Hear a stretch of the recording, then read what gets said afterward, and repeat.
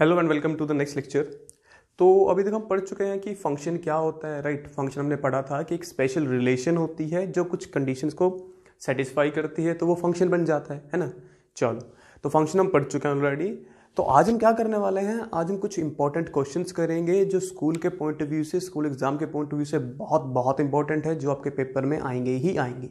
ठीक है, करना कुछ नहीं है, बहुत सिंपल सी बातों का ध्यान रखना है यहाँ पे। ठीक है, तो सबसे पहले ना कुछ चीज़ें हैं जो मैं रिकॉल करवा देता हूँ जो हम पढ़ चुके हैं लास्ट लेक्चर्स में। तो हम लोगों ने कुछ ऐसा सा पढ़ा था कि अगर f कोई फंक्शन है और कुछ एलिमेंट्स ऐसे दे रखे हैं मुझे,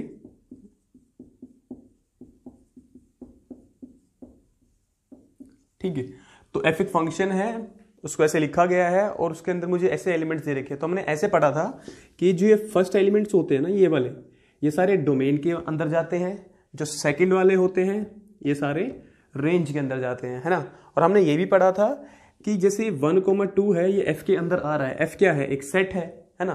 तो 1,2 क्या है, इस f के अंदर आ रहा है, तो I can write it like this कि इस 1 पे अगर f ने एक्ट किया तो आंसर क्या आएगा, 2, है ना। हमने देखा था इसको कैसे लिखा था हमने कि अगर let us suppose a, b है, वो f में से आ रहा है, तो इसका मतलब क्या होता है कि ये जब f a के ऊपर लगेगा तो आंसर कौन आएगा, जो इमेज होगा, इमेज कौन है, b। तो हमने ऐसे देखा था, ठीक है, कि इसको हम ऐसे भी लिख सकते हैं। ये one of the ways to write down. चलो, जैसे ये क्वेश्चन है, ये x होगा, ये y होगा, तो f ऑफ x होगा 4 और आंसर क्या आना चाहिए, 5। ऐसे ही f ऑफ 6 क्या होगा, 9, राइट। हम लोगों ने ये पढ़ा था कि इसको हम ऐसे भी बोल सकते हैं, the image of 1 under f is 2, the image of 4 under f is 5, the image of 2 under f is 3, the image of 6 under f is 9। तो ये भी कुछ चीजें हमने पढ़ी थी, है ना। और हम क्या बोलते हैं कि ये जो आगे पढ़ा होता है ये x होता है, पीछे वाला y होता है। तो इसी के रिस्पेक्ट में बोला था कि जब x फिक्स हो जाता है तो हम उसको ऐसे भी लिख देते हैं, है ना, कि x की वैल्यू कुछ हो गई तो जो आंसर निकल के आएगा वो क्या होता है, y होता है। चलो, तो इन चीजों के आधार पर ही हम एक नई डेफिनेशन स्टार्ट करने जा रहे हैं जो काफी इंपॉर्टेंट है और 1 मार्क के हिसाब से तो वो पेपर में आ जाएगी। तो एक स्पेशल फंक्शन है, उसका नाम है, और वो ऑलरेडी हम लोग पढ़ चुके हैं 9th क्लास में, राइट। चलो फिर देख लेते हैं उसका नाम क्या है। तो फंक्शन का नाम है linear function. A function f defined as fx equals to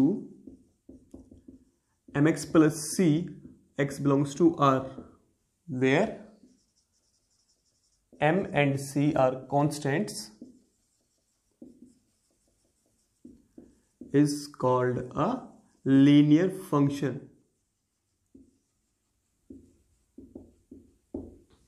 तो मतलब क्या होगा कि सपोज करो एक फंक्शन है मेरे पास कुछ इस टाइप का, fx equals to mx plus c. हमने देखे थे ऐसे कुछ क्वेश्चंस किए थे हमने जब फंक्शंस को डिफाइन कर रहे थे। हमने एक दो एग्जांपल लिए थे, पहले रोस्टर फॉर्म का लिया था, फिर एग्जांपल हमने ये लिया था y इज x माइनस 1, फिर लिया था y इक्वल्स टू x, है ना। तो y की वैल्यू क्या होती है, fx, तो ये किसके इक्वल होगा, fx के। तो मतलब फंक्शन कैसे डिफाइन है, fx equals to x, fx equals to x minus 1, right.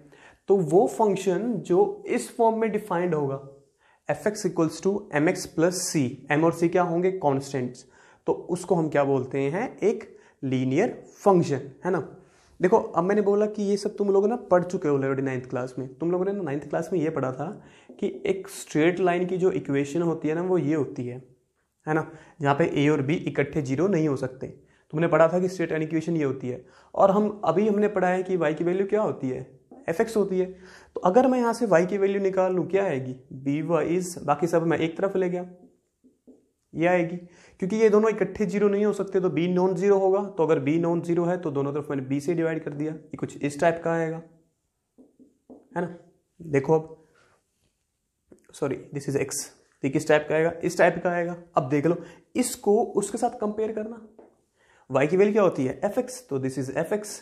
ये कोई कांस्टेंट हो गया m, ये x हो गया, और ये कोई नया कांस्टेंट हो गया c1, राइट। देख लो, यही तो है। तो इसका मतलब ये है कि जो तुम लोगों ने 9th क्लास में लीनियर इक्वेशंस इन 2 वेरिएबल्स पढ़ा था, वो एक्चुअली में एक लीनियर फंक्शन की फॉर्म थी, उसको ऐसे लिखा गया था, है ना।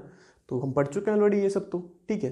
चलो, तो इसका मतलब ये होगा कि जब भी मुझे लीनियर फंक्शन के बारे में वो बोलेगा क्वेश्चन में, जब भी लिखा होगा कि f is a linear function, तो मैं हमेशा f को ये लेट करके चलूंगा, और m और c क्या होंगे, कांस्टेंट होंगे, है ना। तो मतलब m और c क्या होंगे मेरे, कांस्टेंट।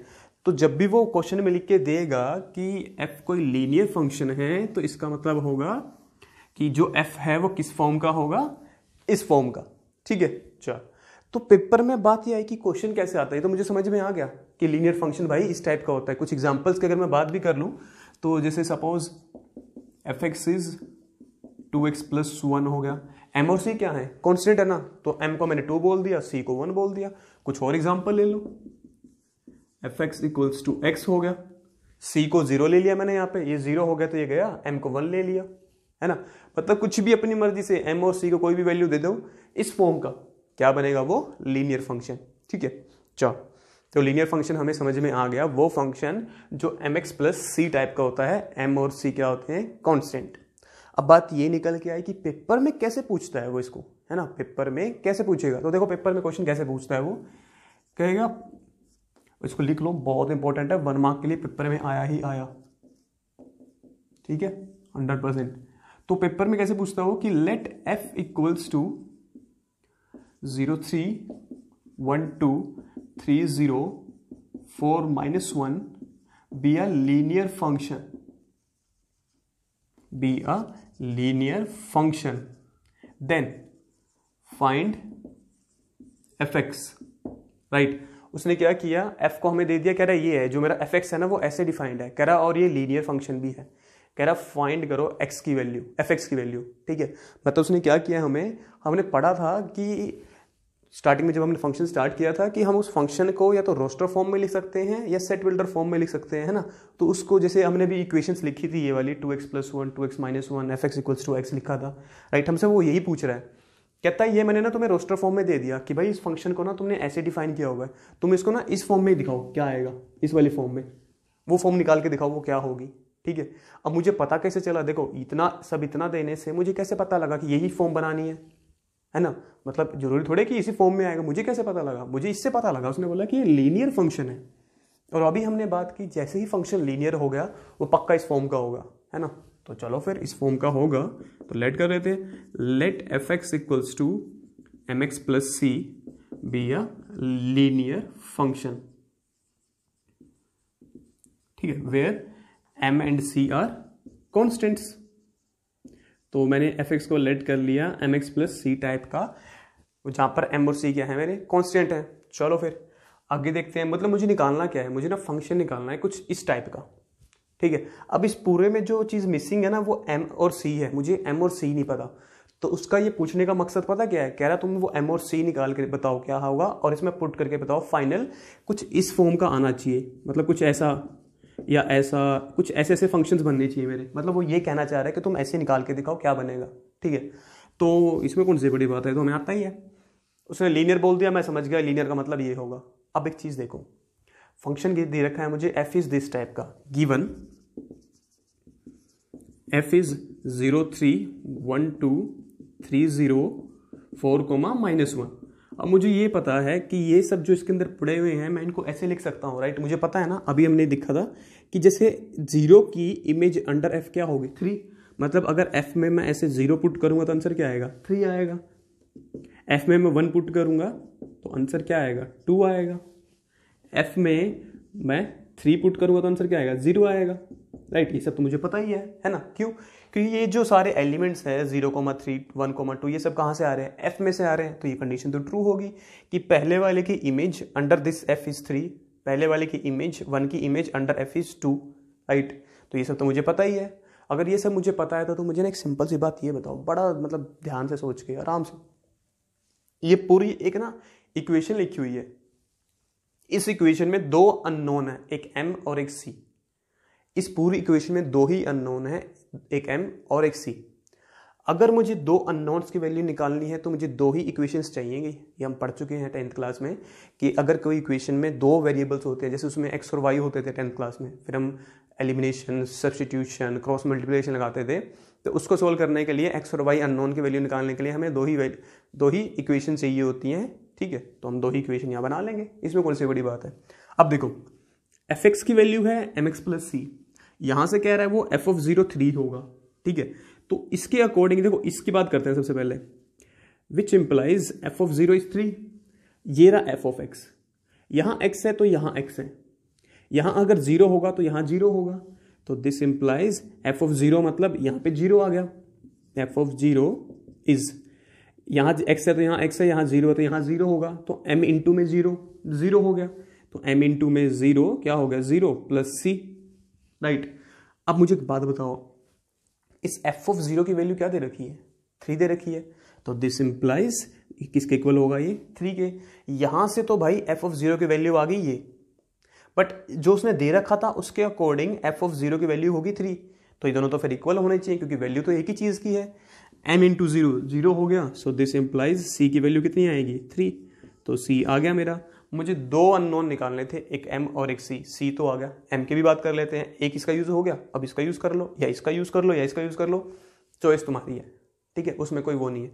चलो मैं सेकंड वाले का यूज करता हूं, also f of 1 is 2, this implies यहां x है तो यहां x है, यहां 1 होगा तो यहां भी 1 होगा, तो m इंटू 1 क्या होगा m, so this is f of 1 is m into 1 that is m plus c, यहां के अकॉर्डिंग तो f ऑफ 1 की वैल्यू आएगी m प्लस c, बट इसके अकॉर्डिंग f ऑफ 1 की वैल्यू आएगी 2, तो ये दोनों इक्वल होंगे फिर तो, है ना। देखो बात समझो, इसके अकॉर्डिंग f ऑफ 1 की वैल्यू आएगी 1 यहां पुट करने पे m प्लस c, बट जो क्वेश्चन में दे रखा है, क्वेश्चन में कह रहा है वो f ऑफ 1 की वैल्यू होगी 2, तो इन दोनों को फिर इक्वल होना पड़ेगा, तो यहां से फिर m की वैल्यू भी आ जाएगी। देखो c मुझे ऑलरेडी पता है, c की वैल्यू 3 है, तो m plus 3 is 2, this implies m is 2 minus 3 that is -1, तो m की वैल्यू क्या आ गई मेरी -1, तो m की वैल्यू भी आ गई मेरी, c की वैल्यू भी आ गई मेरी, बस इसमें क्या क्या मिसिंग था, एक m मिसिंग था, एक c मिसिंग था, आंसर हो गया मेरा, है ना। देखो इसका यूज कहीं नहीं हुआ, अगर तुम इसका भी यूज करते ना तो सेम आंसर आता, तुम इसका भी यूज करते सेम आंसर आता, ठीक है। तो मुझे दो ही का यूज करना पड़ेगा, चाहे वो 2 दे दे मुझे कम से कम, उसके अलावा चाहे कितने फालतू दे दे, मुझे यूज 2 का ही होगा, मतलब इन 2 टपल्स का ही यूज होगा मेरा, ठीक है। तो m भी आ गया, c भी आ गया, therefore F x is m की वैल्यू पुट कर दो और c की पुट कर दो इस इक्वेशन में प्लस 3, तो ये क्या बनेगा मेरा आंसर, राइट। ये दिखने में थोड़ा लेंथी है क्योंकि मैंने समझाया डिटेल्ड में है, पर ये जब पेपर में आएगा तो ये 1 मार्क में आएगा, ठीक है।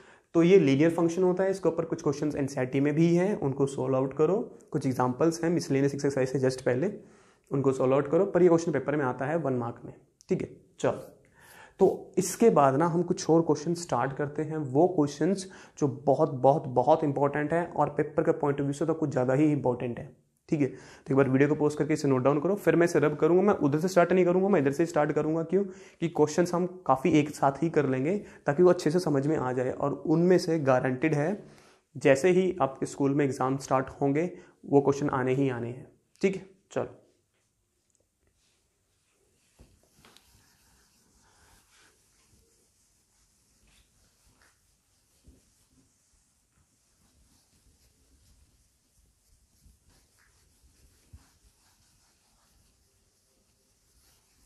तो अब हम क्या करने वाले हैं, कुछ इंपॉर्टेंट क्वेश्चंस करने वाले हैं, और वो इंपॉर्टेंट क्वेश्चंस जो हैं आपके स्कूल के एग्जाम में आने ही आने हैं, ठीक है। तो सम इंपॉर्टेंट क्वेश्चंस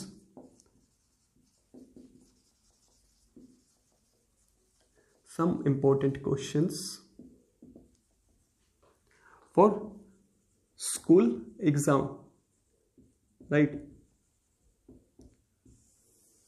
तो बेसिकली हम क्या कर रहे हैं, हम थ्योरी भी अच्छे से पढ़ रहे हैं, उसके ऊपर क्वेश्चंस भी कर रहे हैं, और कुछ अलग से क्वेश्चंस भी कर रहे हैं जो स्कूल में आने ही आने हैं, मतलब थ्योरी भी आ गई, स्कूल में मार्क्स भी आ गए, ठीक है, दोनों चीज़ें आ गई तो बल्ले बल्ले, ठीक है। चलो, तो एक ना बहुत बहुत इंपॉर्टेंट टॉपिक होता है चैप्टर 2 का रिलेशन फंक्शंस में, कि एक फंक्शन हमें देगा, वो अब से ना वो फंक्शन हमें देगा, उस फंक्शन के बारे में हमें क्या क्या पता है, फंक्शन के पास डोमेन होता है, फंक्शन के पास कोडोमेन होता है, फंक्शन के पास रेंज होती है, राइट। तो वो क्या करेगा, हमें ना एक फंक्शन देगा और बोलेगा इस फंक्शन का ना डोमेन निकालो, इस फंक्शन की रेंज निकालो, या इस फंक्शन की रेंज या कोडोमेन दोनों निकालो, ठीक है। तो फंक्शन का डोमेन का मतलब ना, तुम अगर सिंपल सी लैंग्वेज में मैं बात करूँ ना, जैसे सपोज करो फंक्शन एक इंसान है, मान लिया मैंने थोड़ी देर के लिए, फंक्शन एक इंसान है, और इंसान हर कुछ नहीं खा सकता, राइट। एक पर्सन है वो सब कुछ थोड़ी खा पाएगा, लकड़ी थोड़ी खा पाएगा, पत्थर थोड़ी खा लेगा, वो खाना ही खा पाएगा ना। क्या खा पाएगा? वो चीज़ें जो उसके अंदर डाइजेस्ट हो जाएंगी, तो वो वही चीज़ें खा पाएगा, है ना।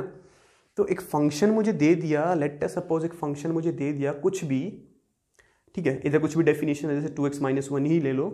तो डोमेन का मतलब क्या होता है? डोमेन कौन होता है? ये x वाला डोमेन होता है, राइट।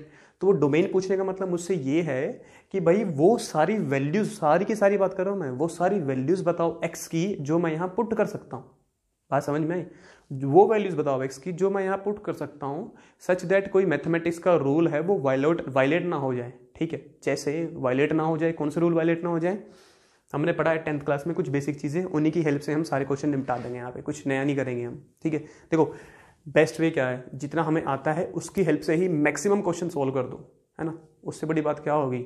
चलो फिर, तो हमने 10th क्लास में ये पढ़ा है कि कभी भी रूट के अंदर नेगेटिव नहीं आना चाहिए, ये हम पढ़ चुके हैं। कभी भी रूट के अंदर नेगेटिव नहीं आना चाहिए। दूसरी चीज़ हमने ये भी पढ़ी है 10th क्लास में कि कभी भी ऐसे कुछ लिखा है P/Q टाइप का, ऊपर कुछ भी पढ़ा है, नीचे जीरो नहीं होना चाहिए, ये केस नहीं बनना चाहिए, है ना। हमने ये भी पढ़ा है कि नीचे कभी जीरो नहीं आना चाहिए, है ना। चलो ऊपर कोई भी नॉन जीरो नंबर हो चलेगा, बट नीचे जीरो नंबर नहीं होना चाहिए। मतलब जैसे 2/0, 1/0, -5/0, ये सब नहीं होना चाहिए, है ना। ये दो बातें हम पढ़ चुके हैं क्या, कि एक तो कभी भी रूट के अंदर नेगेटिव नहीं आना चाहिए और कभी भी डिनोमिनेटर में जीरो नहीं आना चाहिए। देखो इन दोनों चीज़ों की हेल्प से ही हम सारे क्वेश्चन लगा देंगे, डोमेन और रेंज वाले, ठीक है। चलो, तो कैसे एग्जांपल दिया मैंने डोमेन का? डोमेन का मतलब है वो चीज़ें जो इंसान खा सकता है, मतलब जो वो डाइजेस्ट कर सकता है। जैसे अगर मैं बात करूँ, सपोज करो एक फंक्शन है √(x), ठीक है। एक फंक्शन, ये फंक्शन होता है, ठीक है, ट्रस्ट में ये फंक्शन होता है।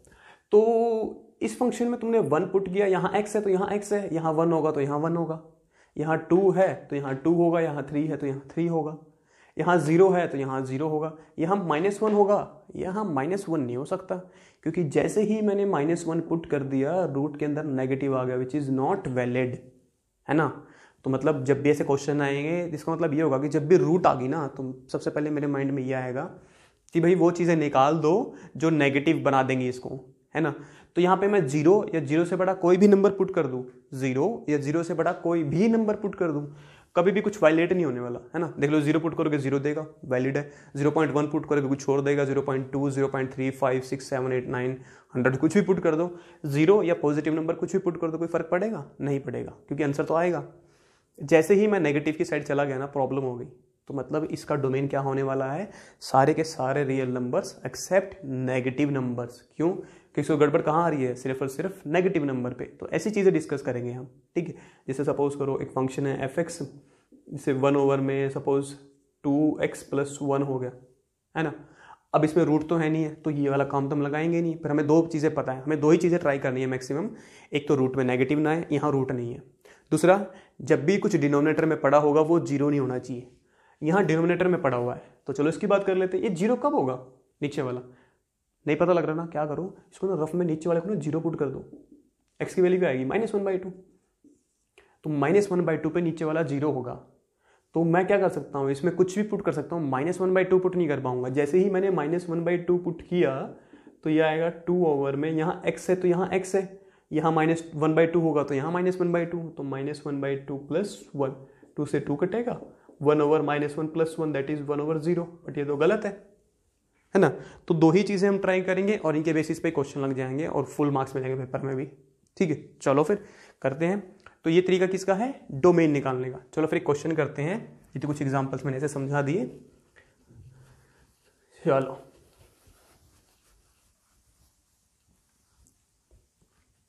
तो हम क्या कर रहे हैं? Finding domain and range. Finding domain and range of a function.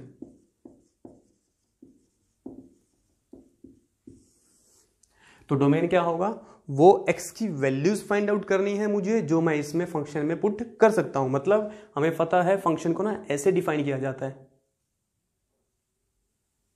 ऐसे f is a function from a to b। यहां जो लिखा होता है वो डोमेन होता है, यहां जो लिखा होता है वो को डोमेन होता है। मतलब हमें अब ना a निकालना है, ठीक है, चलो कर लेते हैं। तो सबसे पहला क्वेश्चन देखते हैं, सबसे simple.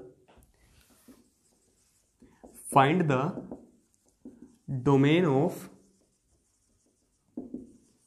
F x equals to x square plus 2x plus 1 over x square minus 8x plus 12, right. तो हमें करना क्या है, देखो क्वेश्चन में बोल रहा है कि ये फंक्शन है, इसका डोमेन निकालो, ठीक है। देखो दो ही चीजें हैं, रूट के अंदर नेगेटिव नहीं आना चाहिए, डिनोमिनेटर में जीरो नहीं होना चाहिए। रूट तो यहाँ है ही नहीं, तो रूट की बात क्यों करनी है हमें। तो हम क्या करेंगे, सीधी बात करेंगे भाई, अगर इसके पास डिनोमिनेटर है तो डिनोमिनेटर जीरो नहीं होना चाहिए, है ना। चलो फिर देख लेते हैं। Consider f x equals to x square plus 2x plus 1 over x square minus 8x plus 12। Denominator zero नहीं होना चाहिए। डिनोमिनेटर क्या है मेरा, x square minus 8x plus 12, ये जीरो नहीं होना चाहिए, है ना। मतलब मुझे वो पॉइंट्स हटाने पड़ेंगे जिसपे ये नीचे वाला जीरो हो जाएगा। तो मुझे क्या करना है, मुझे वो पॉइंट्स निकालने जहां ये जीरो होगा, है ना। मतलब मुझे क्या करना है, वो पॉइंट्स निकालने होंगे, एक्स की वैल्यूज निकालनी होगी जहां ये जीरो होगा। मतलब मैं क्या करूंगा, इसको सोल्व कर लूंगा, जो भी इसकी वैल्यूज आएंगी वही एक्स की पॉसिबल वैल्यूज होंगी जो इसको जीरो बना देंगी। हमने पढ़ा 10th क्लास में, है ना। चलो फिर ये क्या है, ये तो क्वाड्रेटिक इक्वेशन है और इसको सोल्व करने के तरीके तो हमने पढ़े ही हैं 10th क्लास में। चलो कर लेते हैं, स्प्लिटिंग द मिडिल टर्म लगाते हैं इस पर। चलो ये आएगा एक्स स्क्वेयर, एक ऐसे टर्म लिखो यहाँ पे जिनको मैं ऐड सब्ट्रैक्ट करूँ तो माइनस 8x आए, मल्टीप्लाई करूँ तो 12x स्क्वेयर आए। तो मैंने लिख दिया माइनस 6x माइनस 2x। देख लो, इनको ऐड करूंगा तो क्या आएगा, माइनस 8x, इनको मल्टीप्लाई करूंगा तो क्या आएगा, 12x स्क्वायर प्लस का। चलो फिर इसमें से कॉमन आएगा x, तो दिस इज x माइनस 6, इसमें से माइनस 2 कॉमन आएगा तो x minus 6 equals to 0। So this is x minus 2, x minus 6 equals to 0। This implies x is 2 और 6।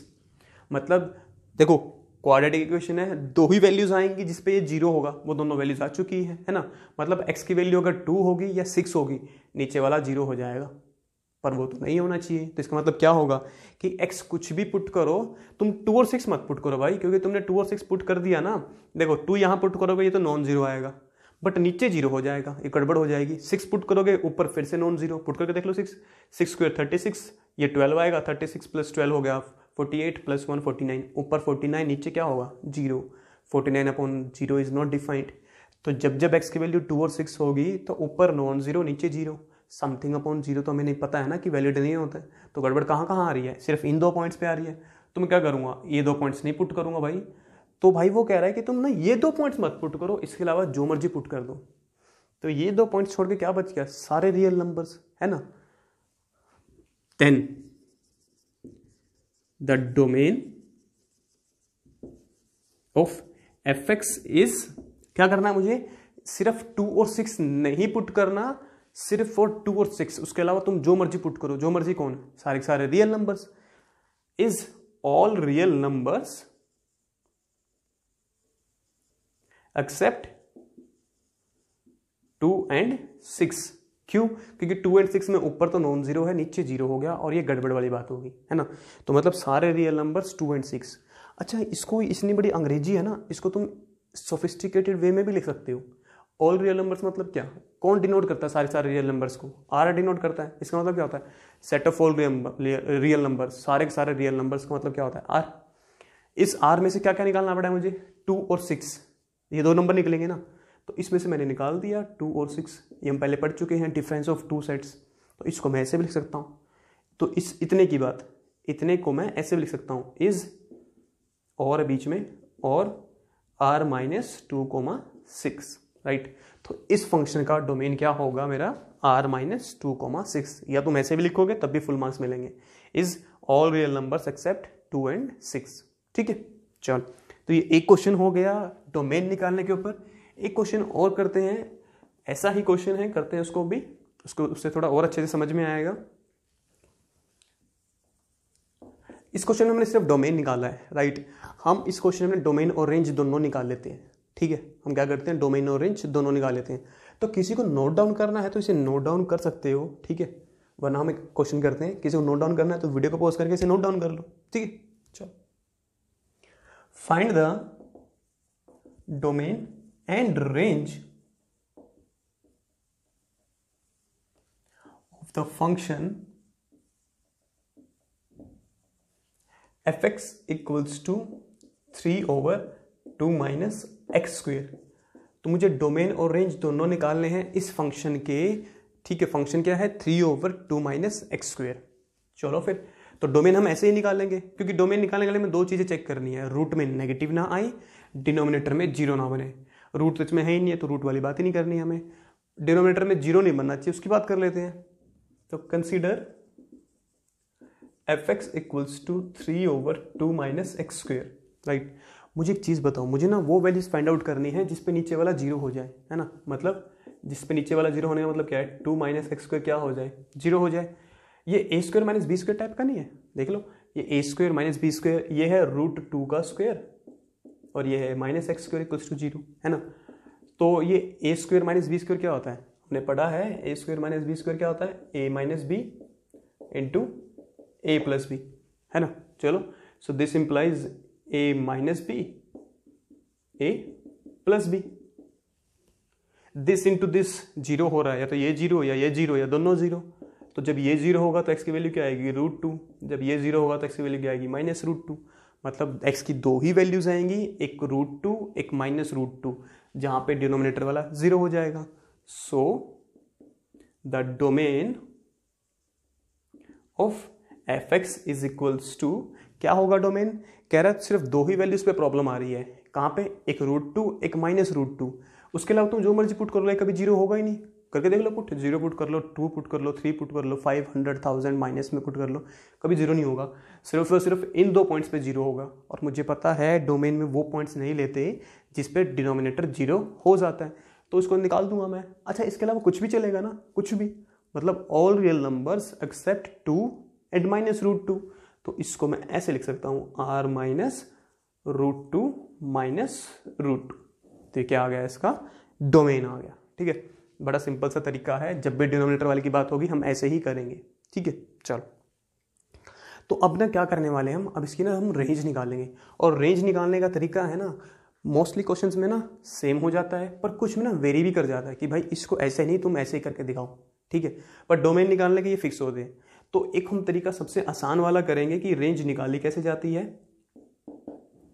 तो क्या करो तुम लोग, रेंज का मतलब क्या होता है, हमने क्या पढ़ा है रेंज के बारे में, कि तुमने फंक्शन में कोई वैल्यू पुट की, जो आंसर आता है फंक्शन का वो क्या कहलाता है, रेंज कहलाता है ना। जो आंसर आता है वो कहलाता है, रेंज कहलाता है। मतलब क्या होता है कि अगर फंक्शन ऐसे दे रखा है मुझे 1,2, 2,6, 3,5, तो ये जो आंसर आता है ना, ये आंसर कैसे आता है, ये पॉइंट पुट करूंगा फंक्शन में, f(1) पुट करूंगा तो क्या आएगा, 2 आएगा, f(2) पुट करूंगा तो क्या आएगा, 6 आएगा, f(3) पे क्या आएगा, 5 आएगा।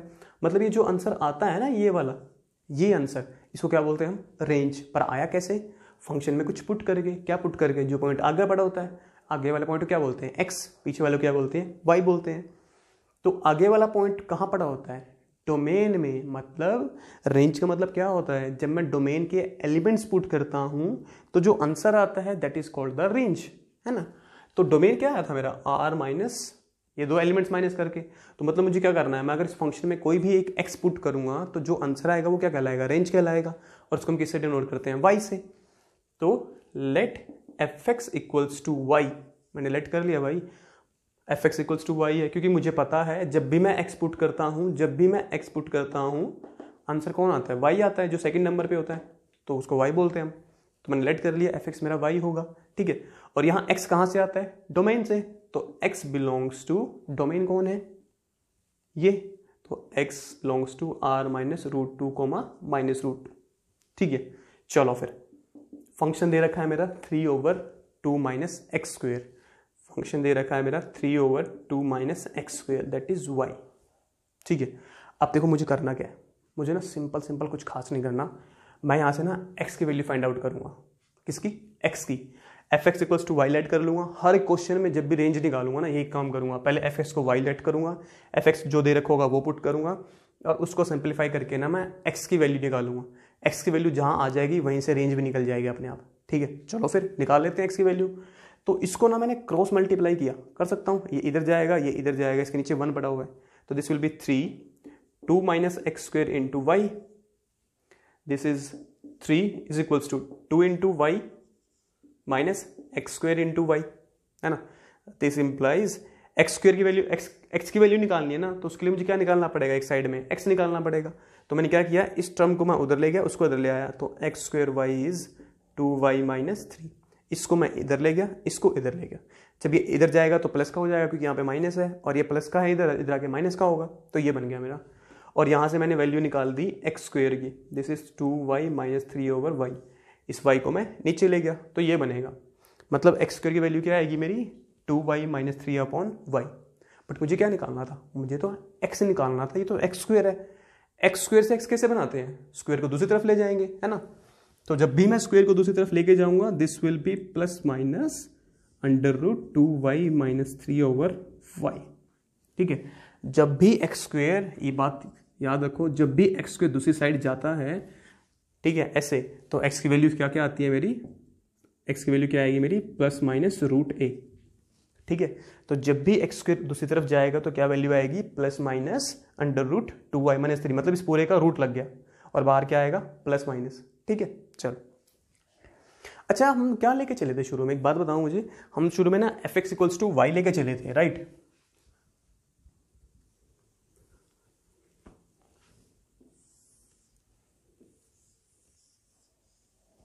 हम शुरू में ना fx इक्वल्स टू वाई लेके चले थे। x कहां से आया था, डोमेन से, y कहां से आया था, रेंज से, है ना। तो ये y तो इसके अंदर आ गया, देख लो y तो इसके अंदर आ गया, है ना। इसका मतलब क्या हो गया कि भाई जब मैंने इसको x की वैल्यू सिंपलीफाई की ना, तो यह y के अंदर ना कुछ ऐसा सा आ गया, क्या आ गया कि रूट में भी आ गया मेरा y और डिनोमिनेटर में भी आ गया मेरा y, है ना। पर ये तो गड़बड़ हो गई। क्यों गड़बड़ हो गई, देखो मैं क्या कह रहा हूँ, मैं फिर बताता हूँ। हम इसको यहाँ से लेके चले थे कि भाई डोमेन पे जब फंक्शन लगेगा तो आंसर आएगा वो रेंज में होता है, तो y कहाँ पड़ा है, रेंज में पड़ा है। तो मैंने क्या किया, फंक्शन की वैल्यू पुट की, इसमें से x की वैल्यू निकाल दी, ये आ गई। अब देखो इससे ही हमारी रेंज निकलेगी, जैसे ही तुम्हारा ये स्टेप आ गया ना, मतलब रेंज आ गई।